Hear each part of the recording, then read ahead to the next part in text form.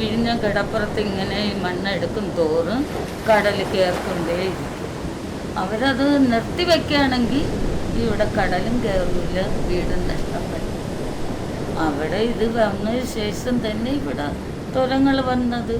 ഇല്ലെങ്കിൽ ഒന്നും വരില്ല. മുന്നേ വീടിരിക്കാനുള്ള അവിടെ വീടിരിക്കുക തന്നെ ചെയ്യും.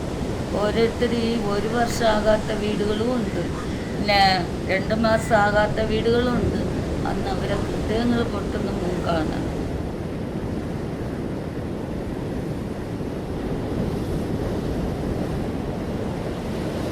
ഇത് വിഴിഞ്ഞം പദ്ധതി വന്ന ശേഷമാണ് ഈ കടലിങ്ങനെ വരുന്നത്. ഈ മണ്ണെല്ലാം മാന്തി കൊണ്ടുപോയി അടിമലത്തുറ, പുല്ലുവിഴ ആ ഭാഗങ്ങളിലോട്ടാണ് ഈ മണ്ണെല്ലാം കൊണ്ട് അവിടെ ഇടുന്നത്.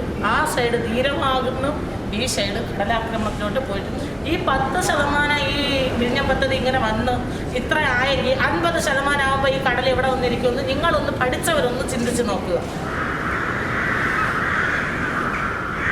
45 എൻ്റെ വീട് വന്നിട്ട്. ഇത്രയും വർഷം വരെ ഞങ്ങൾ എങ്ങനെയെങ്കിലും ജീവിച്ചു. ഇതിൻ്റെ ബാക്കിൽ വീടുകളുണ്ടായിരുന്നുകൊണ്ട് ഞങ്ങൾ ഇത്തിരിയൊക്കെ ഇത് എങ്ങനെയെങ്കിലും ജീവിച്ചു.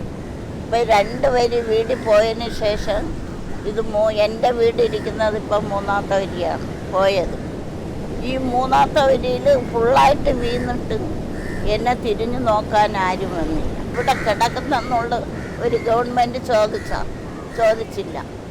അപ്പോൾ അവരങ്ങനെ മത്സ്യത്തൊഴിലാളികൾ അങ്ങനെ പോട്ടെന്നാണ് ആ ഗവൺമെൻറ്റിൻ്റെ നിശ്ചയം.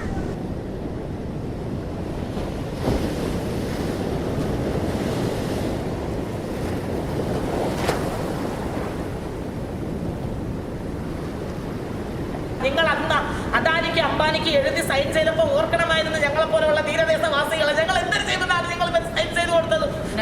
ഞങ്ങൾ ഉപ്പിട്ട് കൊല്ലുന്ന ഞങ്ങൾ മനുഷ്യരാണ്. നോക്കും, മനുഷ്യ ശരീരം ചതയും എല്ലുമുള്ള ശരീരമാണ്. ഈ ചതയും എല്ലും നോവും. ഞങ്ങൾ മൃഗമെന്ന് പറഞ്ഞാണോ ഇവര് ഞങ്ങളെ ഈ തീരദേശവാസികളെ ഇങ്ങനെ ആക്കിയത്? എവിടെയെങ്കിലും പോയി ചത്തുകൊണ്ട് കൊണ്ടേ ഇങ്ങനെ പറഞ്ഞിട്ട് ഇന്ന് വൈകുന്നേരം ഞങ്ങൾ ടിഫിൻ ബോക്സിൽ ചോറും കെട്ടിവിടും.